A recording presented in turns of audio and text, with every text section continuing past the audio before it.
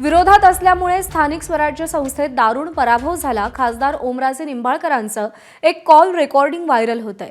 कार्यकर्त्यासोबत ओमराजे बोलत असतानाची ही audio clip आहे. विजेचा डीपी बदलण्यासाठी 50 चकरा माराव्या लागतात. ओमराजेंच्या पक्षांतरानं नाराज कार्यकर्त्यानं हा फोन लावला होता.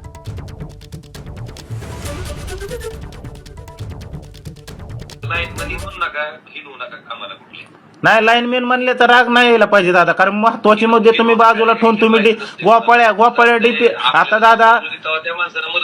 अहो दादा तुम्ही जर ऐका ना, काल तुम्ही काय म्हणताय गोपाळ्या तो किती चक्र आणल्या 50-100. अहो डीपी साठी जर 50-100 चक्र हाणायचे असतील तर मग कसं नियोजन होणार? आता बाकीचे मुद्दे तर महागच राहायचे एका डीपीला 50 चक्र हाणल्यावर. विरोधात असताना परिस्थिती होती, विचार की होती का नव्हती?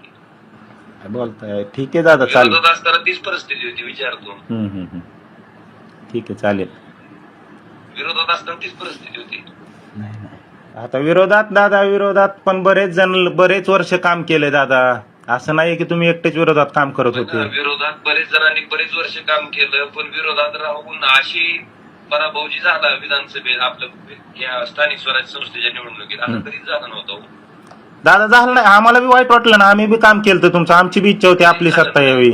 आपला जे पराभव झाला का आता स्थानिक स्वराज्य संस्थेच्या निवडणुकीत, आपण इतक्या वर्ष विरोधात आहोत, कधीच झाला नाही असा पराभव. एबीपी माझा, उघडा डोळे बघा नीट.